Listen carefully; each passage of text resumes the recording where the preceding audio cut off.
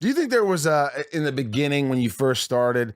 Because I'm sure you went through. I mean, when you're with each other for 15 years, you're family. I mean, you really become family and friends. But like with that, I mean, I know. Look, I've lost my shit on Welling before on Smallville. I've lost my shit with people because I hang out with them more than I have my own family. So was there ever a time where you're like those moments where I like this guy. I don't like this guy. I really don't want to see this guy for the next few weeks. And I like this guy again. All right, he's better now. Do you guys go in an up and down thing, or is it just kind of like, I love him and he doesn't annoy the shit out of me, or you annoy the shit out of him? I would say, I mean, certainly over 15 years, there is the I don't need to see him right now. Sure. I'm not knocking on his door the first thing in the morning. I know I'm going to see him in 10 minutes anyway. Right. I'm sure he feels the same way. I didn't sleep. I missed you. But I will say for the massive majority of our time, we are buddies hanging out. And I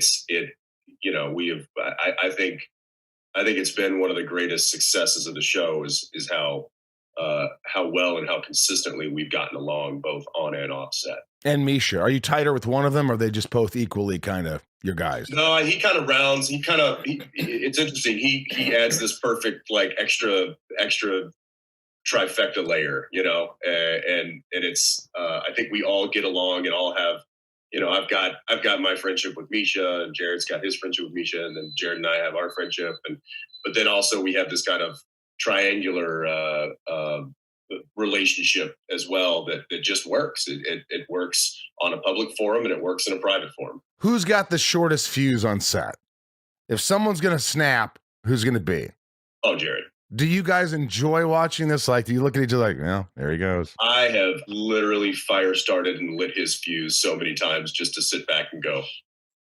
What is it you do? Is it things like, because Welling he would do that to me, and he would also be I know Welling would do that fucking to you. Asshole. He would sometimes he'd be in a pissy mood, and for some reason, if I came in and I was a pissy mood, it'd make him happy. He would suddenly get out of the bad mood. He'd love seeing me lose it. What are we doing? Why are we filming? They told me to come to set. I had to rush to set. I'm late. And then, I'll turn around. He's got his hand up to his face. He's like, fucking like, but I would say generally Jared and I's frustrations are very much in line.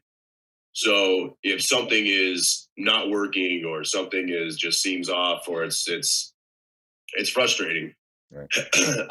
I will either quickly bring it to his attention or he'll quickly bring it to mine. And then depending on the severity of it, I also know where this could go. Either he's going to get wound up and heads are going to roll, or I'm going to diffuse the situation and cooler heads will prevail and we'll move past it. Very rarely do I get tuned up and do I get wound up and have to tune somebody up. What's an incident where Jared would have probably been like, wow, Jensen's going off. Like Jensen he's even killed. He never loses it. What's the one moment I could see it? You remember it? No, well, I'm trying to think. There's been a few over the years where he surprisingly just got to sit back and watch me go off. Although, he is the type and he's the good friend that he is. He's right there behind me to throw in the insults as well. So there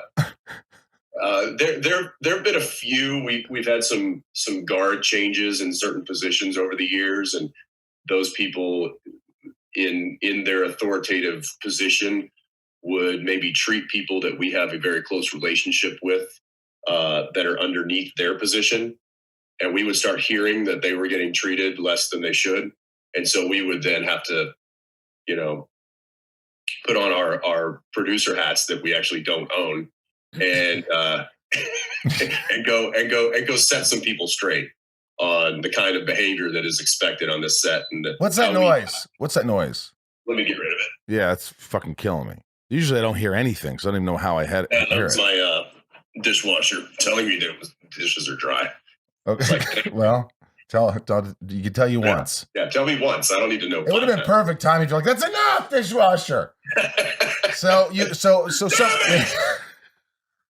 someone is not getting treated as fairly because someone of a higher importance, whatever the hell, I don't know, you know what I'm saying? They're just getting that. So you guys step in and sort of, and you probably hate that. You're like, shit, now we have to, because it takes a lot of energy and you have to deal with something. You don't want to deal with it. Now you got to deal with it. Yeah, well, I think, Jared and I have worked very hard. We know that,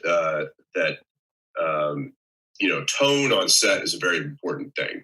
And, you've been around, you've been on enough sets to know that toxic sets are just exhausting to be on. It's not fun. The work's not fun. Everybody's walking on eggshells, and the egos are flying off the hand. It's like I don't want to be a part of it. I don't want to work in that place. Toxic, yeah, you don't want that. So we know that we have a heavy hand in setting the tone on this set, and he and I try to really do justice to that. And everybody should be treated fairly. Best idea wins, no matter if it comes from the producer, director, or the PA who's sweeping up the broken glass. I've had my on-set carpenter lean into my ear and be like, it'd be funny, and I'm like, I'm doing that. So there's a very communal kind of feeling that we have on our set. And if somebody is having a bad day, or if somebody tries to wreck that tone and be a shithead, then we're usually the ones that call them out and handle the situation. Right.